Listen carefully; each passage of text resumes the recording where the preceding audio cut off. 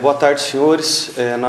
Na data de hoje, né, dia 9 de março de 2016, nós concluímos a investigação que começou no ano passado com relação à compra de apoio político de vereadores, né, de votos e de apoio político de vereadores da Câmara Municipal de Araxá. Protocolamos essa denúncia criminal contra as pessoas que já foram amplamente divulgadas pela mídia da cidade. A denúncia contempla todas as pessoas que foram indiciadas pela Polícia Civil do Estado de Minas Gerais, pessoas essas que já foram amplamente divulgadas pelas mídias araxaenses. Gostaria de fazer uma menção à Polícia Civil, que fez um belíssimo trabalho de apuração, trabalho muito bem feito, muito corporificado, que foi capitaneado pelos doutores César Felipe Columbari e Conrado, e esse trabalho permitiu que o Ministério Público, após avaliar e ler por várias vezes o inquérito policial, que consta até o presente momento com 539 páginas, e mais os 2 apensos com as transcrições das conversas telefônicas, que tem mais por volta de 400 páginas. Toda essa documentação foi analisada por mim nos últimos 15 dias, com muita atenção, com muita leitura, com muita reflexão, porque o Ministério Público tem 2 obrigações primordiais no momento em que se analisa se processa alguém. Primeiro, com esse cidadão que é processado, para não fazer nenhum tipo de injustiça, e segundo, com a sociedade que é vilipendiada pelo crime. Então, a responsabilidade do Ministério Público é dupla. Então, eu estou muito tranquilo diante das provas que constam dos autos, que me fizeram concordar com o indiciamento, ou os indiciamentos da Polícia Civil, e isso levou ao oferecimento da denúncia. Essa concordância foi uma concordância parcial, né, com relação aos fatos em si, está muito claro, não há nenhuma discordância do Ministério Público com a Polícia Civil, porém, com relação às atribuições jurídicas dos fatos, o promotor de justiça, como eu já mencionei também para os setores da imprensa, aqui muitos aqui presentes, ele não está vinculado às conclusões da Polícia Civil. Então, houve alguma discordância com relação à Polícia Civil, às conclusões deles, tanto na atribuição de algum crime, quanto o contrário. Onde eles não viram crimes, nós vimos alguns crimes. Então, repito que foi muito bem analisado por mim nos últimos 15 dias, utilizando o prazo legal, regulamentar. Não houve nenhum atraso, se encerra hoje esse prazo, e a denúncia foi oferecida dentro do prazo. E agora, o oferecimento da denúncia ela é feita com base nos indícios probatórios existentes até o momento. Eu gostaria de deixar muito claro que isso não significa nenhum tipo de pré-julgamento, nenhum tipo de condenação das pessoas que estão sendo processadas. Significa que há elementos, hoje, indiciários muito fortes, que demonstram a prática criminosa. Porém, há um longo caminho ainda. Primeiro, essa denúncia tem que ser analisada pela Justiça Criminal. As pessoas vão ser intimadas acerca do oferecimento da denúncia. Vão ter um prazo de resposta, o funcionário público tem essa prerrogativa, portanto, eles vão ser intimados antes do oferecimento da denúncia para oferecer uma resposta por escrita, caso assim queiram, e diante dessas respostas, o magistrado de primeiro grau, que é o juiz da vara criminal, o Dr. Renato Zoinzup, vai analisar tanto a denúncia quanto as respostas e verificar se diante do conjunto probatório ele recebe ou não a denúncia, ou pode recebê-la em parte também. E a partir daí, se ele receber a denúncia, ainda que parcialmente, é aí que se inicia um processo criminal contra essas pessoas, que terão um direito de defesa, né, constitucionalmente resguardado, para produzir as provas que quiserem, para indicarem testemunhas ou outros tipos de provas, e só lá na frente, no final, é que nós vamos chegar a uma conclusão final. Eu gostaria desde logo também de asseverar, de explicar uma situação, que é o seguinte: um fato ele pode ter vários tipos de repercussões jurídicas. Então, um fato ilícito ele pode gerar um crime, uma sanção civil e uma sanção administrativa, se for o caso.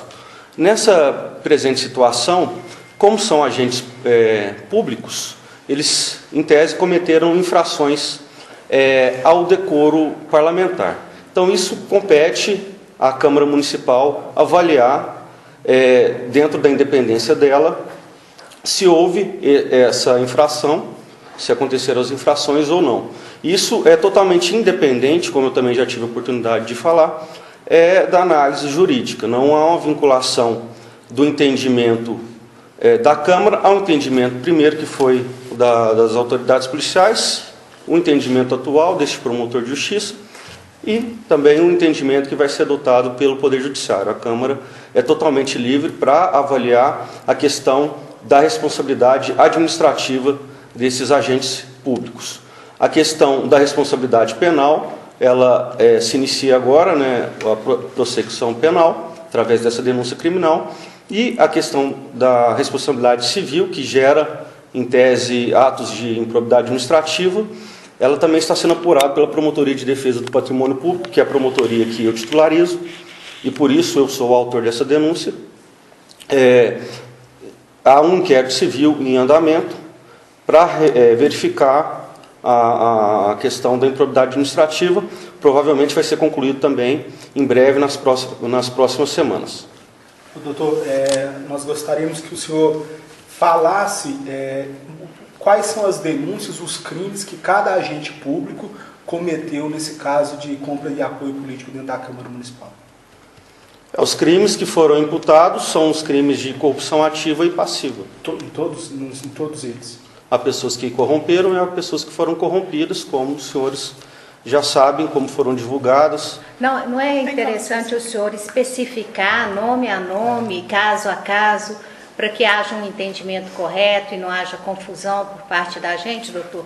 Me parece que são 7 ou 8, até para a gente ter certeza da informação que a gente vai passar. Bom, a denúncia é pública, os senhores podem ter acesso a ela, e ela tem 14 páginas e mais a introdução, então ela tem 21 páginas. Então não teria como eu explicá-la toda aqui. São vários fatos que foram imputados, então ela está disponível, por ser pública, aos senhores, nós podemos passar cópia delas, e aí os senhores vão poder atribuir as responsabilidades a quem quer que seja. Nesse resumo, doutor, na capa inicial, não diz o nome dos indiciados? O nome dos indiciados já foi divulgado pelos senhores. Doutor, em que tipo de crime que o senhor disse no início, que a Polícia Civil não viu o crime, mas que o Ministério Público viu? O senhor pode dar o exemplo para a gente? E o número de indiciados? São 7 processados e um 8º que ele não foi processado no momento ainda, porque é um crime de menor potencial ofensivo. Foi pedido a instauração de um termo circunstanciado de ocorrência em desfavor dele. Então são 8 pessoas que vão responder pelos delitos que o Ministério Público verificou ocorrer na investigação. Esse é um ponto. A polícia indiciou 7. Todos Nós pelo verificamos. Mesmo delito? Não, tem pessoas que corromperam e outras que foram corrompidas. Perfeito. Não são o mesmo delito. São faces da mesma moeda. Se alguém foi corrompido, outra pessoa corrompeu. Mas há algum agravante, alguma diferença na penalidade em função de ser ativa ou passiva? A pena é a mesma para ambos os crimes. Qual é a pena, doutor? 2 a 12 anos. Aí, a outra pessoa que foi processada não é um agente público. Uma pessoa que recebeu... Não foi indiciada. Quem que é ele? A pessoa que recebeu dinheiro, ele é um ex-funcionário da Câmara Municipal de Araxá. E essa pessoa vai ser feita um termo circunstanciado de ocorrência em desfavor dela pelo delito de receptação. Entendemos que o fato de ter recebido dinheiro de origem ilícita era presumível que se soubesse essa origem ilícita. Então ele cometeu receptação. Ele foi citado no inquérito da Polícia Civil? Sim, citado várias vezes. O Francisco? Seria o Francisco? Sim, exatamente. E com relação também, Rafael, a sua pergunta, a polícia falou em organização criminosa. Isso é um dado importante que eu gostaria de esclarecer também. Por que não há organização criminosa? Porque o conceito de organização criminosa é um conceito dado pela Lei de Crime Organizado e ela coloca um número mínimo de pessoas, que é o número de 4 pessoas no comando e agindo conjuntamente. Então, da análise desse inquérito policial, eu não verifiquei esse número mínimo de pessoas. Por quê? Havia uma pessoa que liderava essas corrupções. E os outros eram corrompidos. Portanto, eles não estavam juntos. Eles não estavam na mesma situação numa organização criminosa. Eles não estavam agindo juntos para praticar crimes. Então, não tinha um número mínimo de 4 pessoas para caracterizar a organização criminosa e também não houve um número mínimo de 3 pessoas para caracterizar o delito de associação criminosa previsto no artigo 288 do Código Penal, que é o antigo crime de formação de quadrilha. Foi alterado, hoje são 3 pessoas. Também não vimos presentes 3 pessoas agindo juntos com unidade de desígnios para a prática de crimes. Mas houve 2 nesse sentido? Sim, houve 2. Isso chama... Em relação às gravações, a gente tem ali o Miguel Júnior e o Carlos Alberto Ferreira. Sim, eles atuaram conjuntamente. O número de 2, esse número de 2 não caracteriza nem associação criminosa, nem formação de quadrilha. Os 2 corromperam, nesse caso, que, como a Ana Paula citou. O Miguel, no entendimento da Polícia Civil, o Miguel e o Cachoeira seriam os coordenadores desse esquema. Os 2 corromperam os demais, o Cachoeira também, juntamente com o Miguel Júnior. O Cachoeira vai responder por corrupção ativa e passiva, igual o Miguel? Exatamente. Não, o Miguel não responde por corrupção passiva, porque ele Não recebeu. de ninguém. Ele que foi, segundo também as confissões dele. Ele mesmo confessa isso. Também gostaria de esclarecer que dos 7 vereadores, 3 confessaram. Então, confessaram diretamente. Confessaram que praticaram crimes. E eu, nos 3, por coincidência, nos 3 depoimentos eu estava presente. Então, eu pude presenciar as pessoas, quem confessou. Com relação ao Carlos Alberto Ferreira com o Miguel Júnior, houve uma associação entre os 2, porém não para a prática de todas as corrupções. Houve corrupções que são mais antigas, que foram da primeira eleição do Miguel Júnior, em que ali não havia, pelo menos nos autos, nenhuma participação direta do senhor Carlos Alberto Ferreira. Portanto, ele não foi processado com relação a isso. Doutor, no primeiro inquérito da Santa Casa, um vereador foi inocentado, não houve o oferecimento de denúncia de um vereador. Vai acontecer de algum vereador desses todos que nós falamos, que o Ministério Público entende que está inocente ou não? Todos os vereadores hoje afastados são ou a corrupção passiva ou a corrupção ativa eles cometeram? Reiterando o que eu disse no início da entrevista, todas as pessoas que foram indiciadas pela Polícia Civil foram processadas.